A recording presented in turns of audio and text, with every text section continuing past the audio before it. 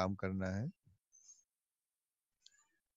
जो बच्चे ट्रांसफर करा लेते हैं वो कराना चाहेंगे, वो बात अलग है, लेकिन अधिकतर बच्चे अपने जीवन का एक बड़ा समय यहाँ देंगे। कैसे इसमें आप आगे बढ़ सकते हैं, कैसे आप सुचारू रूप से अपनी सर्विस जारी रख सकते हैं, उसी के संदर्भ में ये प्रशिक्षण आपका चल रहा है।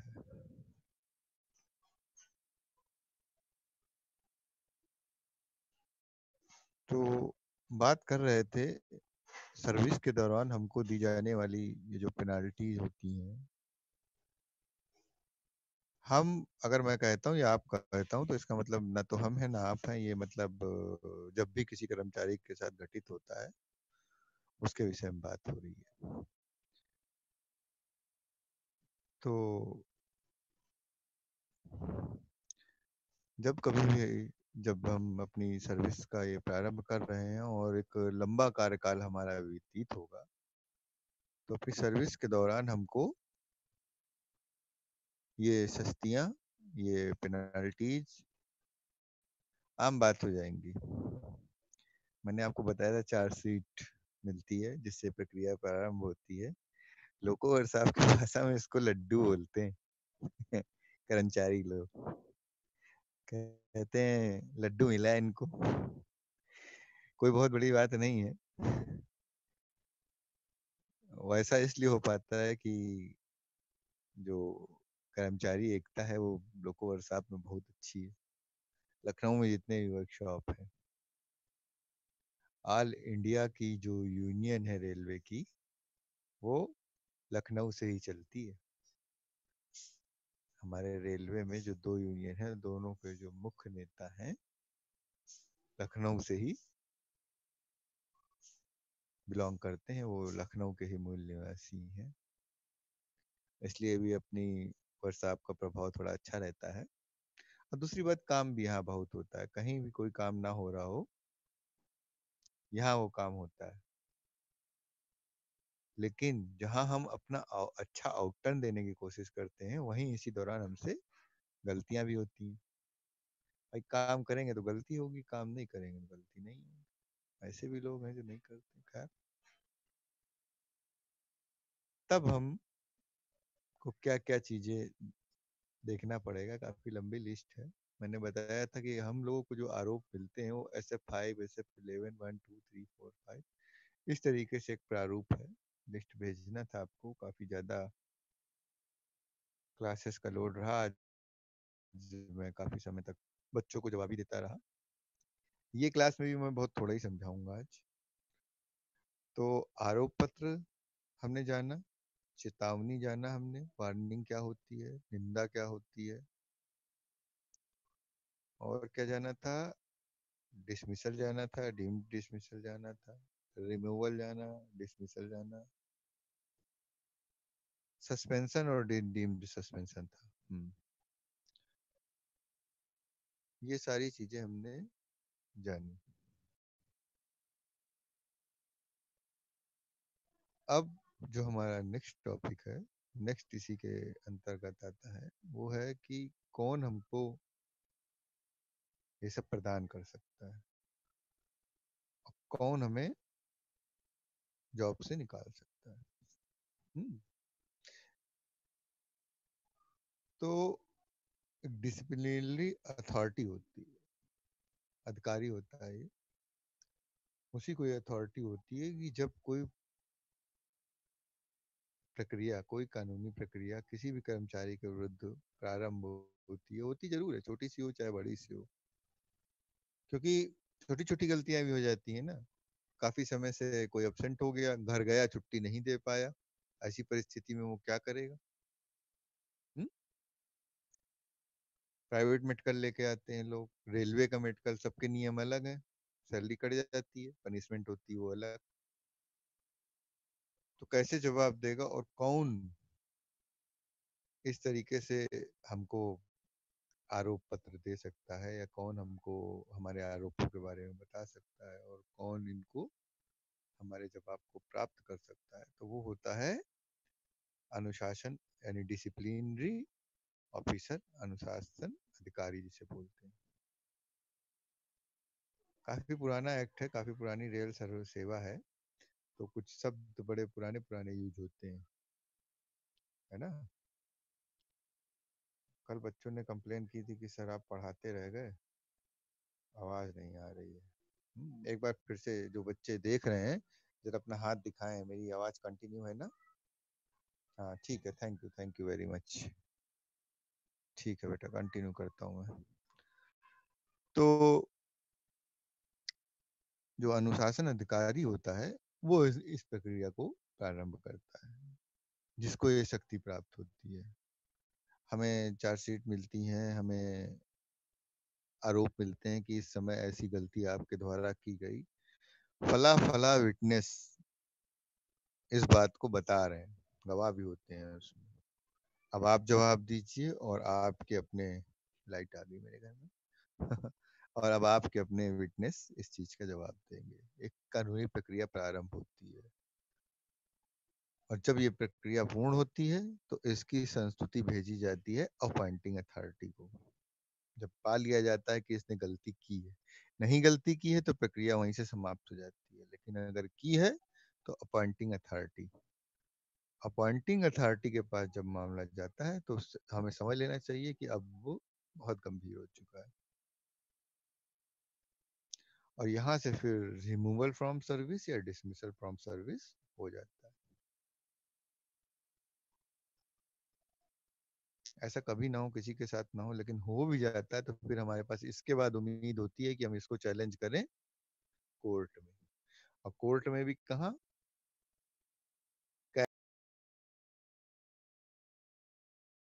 मतलब सेंट्रल एम्प्लॉयज ट्रिब्यूनल,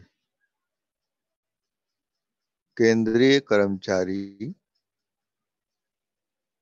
है ना, दावा अधिकरण, जहाँ पे केंद्रीय कर्मचारी जो है अपनी विभागीय कार्रवाई की या उसके साथ हुए अन्याय की वो याचिका दाखिल करता है या पिटीशन दाखिल करता है। और सेट बोलते हैं जो स्टेट एम्प्लॉय ट्रिब्यूनल होता है, राज्य सरकार का वो होता है, हमें उससे कोई लेना देना नहीं है। हम या तो लेबर कोर्ट में जाते हैं या फिर यहाँ ये कैट में, कैट ही सबसे सही होता है। तो दोस्तों इस प्रकार से इन छोटी छोटी जो प्रक्रियाएं हमने आपको बताई थी वो अपॉइंटिंग अथॉरिटी पे आकर के समाप्त होती हैं। उसी को अधिकार होता है आपकी सेवा, आपकी मतलब किसी की भी सेवा को समाप्त करने का, जिसको उसने नियुक्त किया।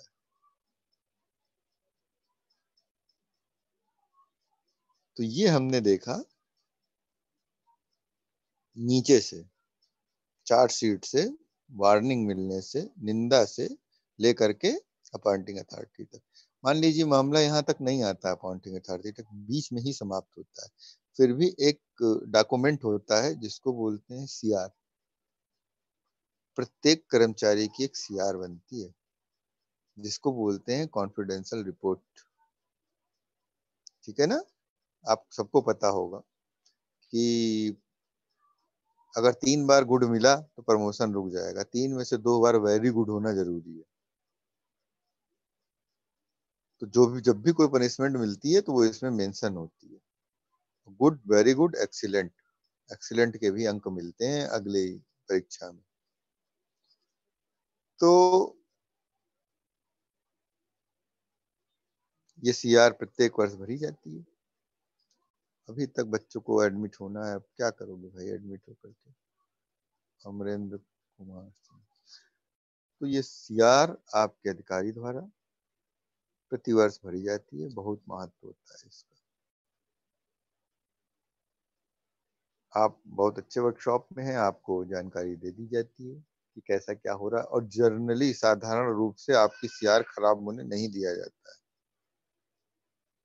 जब आप सर्विस करेंगे, आप यूनियन से जुड़ेंगे तो आपके साथ ऐसा नहीं होगा, बशर्ते आपने काम ऐसा ना किया हो, है ना, जो एक तरीके से किसी को भी खराब लगे, असामाजिक लगे, है ना। चोरी ना की हो, कि कोई महिला कर्मचारी है तो उसके साथ कोई ऐसा गलत व्यवहार ना किया हो, अपने किसी साथी के साथ कोई ऐसा व्यवहार ना किया हो जो खराब लगे। हर चीज का एक स्तर होता है, इसको ऐसे करिए अगर गलती हुई तो उसको हो तो बचाया जा सकता है, अपराध को नहीं।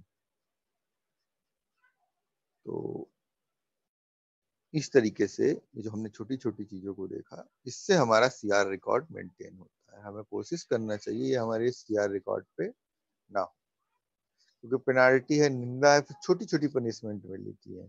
आपका पास बंद हो जाएगा, आपका एक वीडियो बंद कर देंगे, आगे चल के उसको क्षमा करने के प्रावधान है, लेकिन फिर भी वो एक दाग लगता है। और फिर इंक्रीमेंट रोक देंगे, है ना। फिर ये रिमूवल, डिसमिसल और बड़ी कार्रवाइयां होती हैं।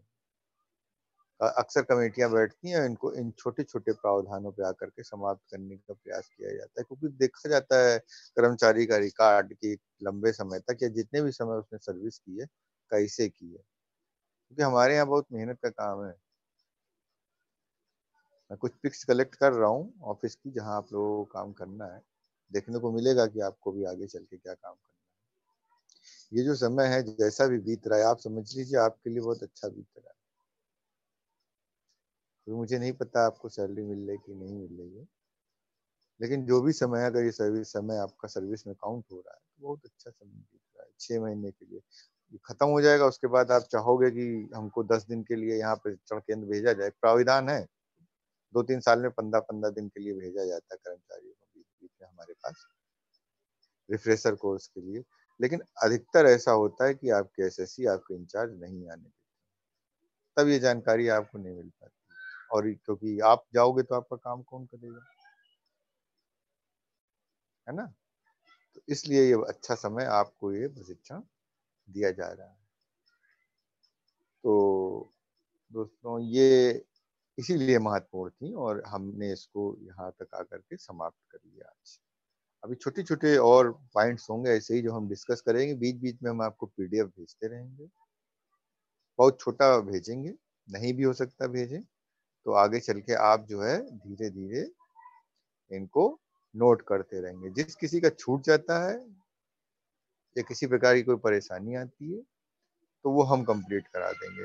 शॉर्ट फॉर्म में भी लिख सकते हैं आप, क्योंकि हमने शॉर्ट करके भेजने की कोशिश की थी, तो कई बच्चों ने हमसे शिकायत की कि सर हमको तो समझ में नहीं आ रहा, इसमें ये छूट रहा है, जबकि मैंने कहा कि अगर किसी का छूट रहा है तो थोड़ा छोड़ दो। लेकिन फिर भी बच्चों को जब नहीं समझ में आ रहा, उन्होंने इस पे लिखना शुरू कर दिया, तो हमारे भी जो अधिकारी हैं उन्होंने बोला कि भाई आप विस्तृत रूप से भेजिए, मजबूरी है तो हम आपको बड़ा बड़ा भेज रहे हैं, नहीं इतना भेजते भी हमें नहीं अच्छा लगता है ना। तो अगर शॉर्ट कर सकें कोई ईमानदारी से और समझदारी से तो कोई बात नहीं, बहुत ज्यादा बोझ लिखने का लेने की जरूरत नहीं। तो दोस्तों बस यही छोटी सी क्लास हम लोग आज इसको यहीं समाप्त करते हैं, समय भी ज्यादा हो गया आज। ठीक है दोस्तों, नमस्कार, थैंक यू।